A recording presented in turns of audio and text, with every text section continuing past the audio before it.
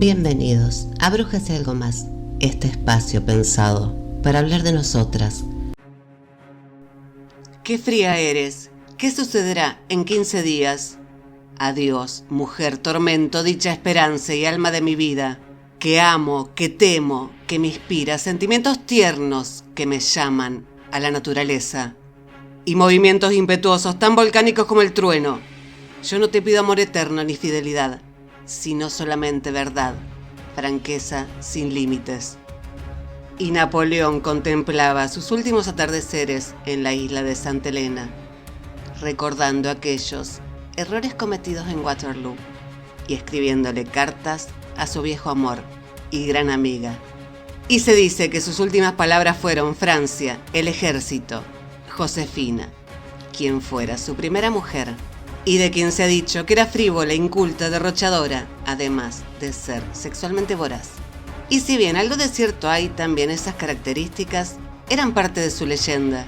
Y hoy, aquí, en nuestro canal, en nuestro espacio, Josefina Bonaparte, nacida nada más y nada menos como Marie-Joseph Rose-Tacher de la Pallerie, en la isla Martinica, ese territorio francés en el mar Caribe de las Antillas.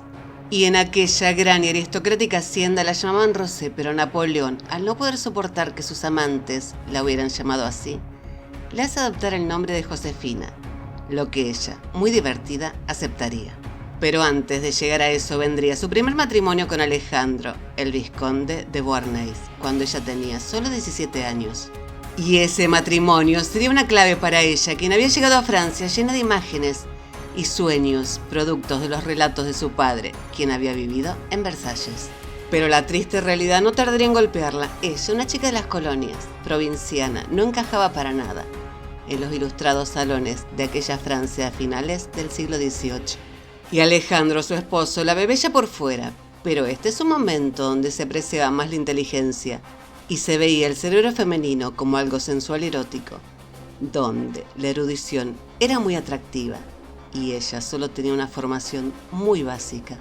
Y Alejandro, muy apreciado en aquellos salones, la aborrece, por lo que decide esconderla y le busca profesores que no debieron ser muy buenos, porque lo cierto es que ella no aprendió nada.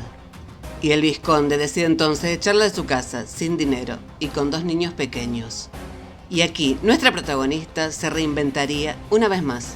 Claro que al venir ella de una familia de recursos no queda precisamente en la calle, instalándose en un confortable apartamento en la abadía de Pantemont de París, sitio que estaba a cargo de monjas y regido por las normas monásticas, y que era una especie de residencia para mujeres.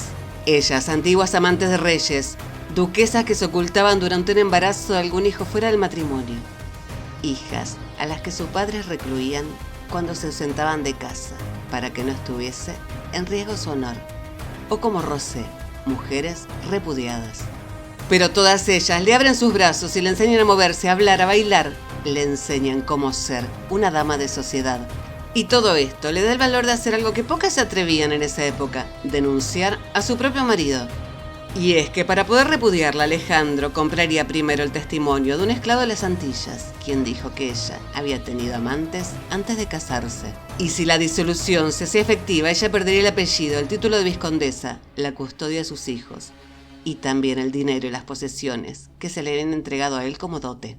Pero ella gana el caso y se queda con su título de vizcondesa, sus posesiones y la custodia de sus hijos. Y a partir de ese momento ella regresa a los salones franceses y comienza a ganar gran influencia. Pero no logra disfrutar mucho tiempo, solo 4 años después llegaría la Revolución Francesa, quien derivaría en lo que se conocería como el Reinado del Terror, con Robespierre al frente, y una política sistemática de persecución a todos aquellos sospechosos de actuar contra la República. En 1794 Alejandro cae preso y ella también. Y ella estuvo apenas unos meses en la prisión de Carmes, pero esta era considerada una de las peores cárceles de la Revolución, donde se vivía en unas condiciones muy precarias, con un alto hacinamiento y un número muy elevado de ejecutados en la guillotina cada día. La gente que estaba allí encerrada no sabía si iban a morir al día siguiente, y así vivían el momento y se entregaban al frenesí, a la sexualidad, vivían al extremo. Y esa angustia, ese terror, ese estilo de vida hacen que ella sufra una menopausia precoz Alejandro no se libraría de la guillotina, pero ella sí se salva porque es Robespierre quien pierde la cabeza. Y así liberan a toda la gente que estaba en De Carmes. Y ella, al salir de la cárcel, junto a la española Teresa Cabarrús, que conocería allí, pasea por París sin vergüenza, mostrando un alto nivel de erotismo en el vestir y también en su actuar. Y son parte de las llamadas Las Maravillosas, que escandalizan y encandilan por igual a toda la sociedad parisina.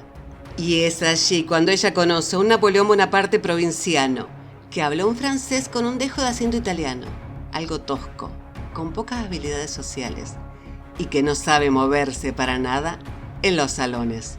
Y él se obsesiona con ella, y ella se convierte en Josefina Bonaparte.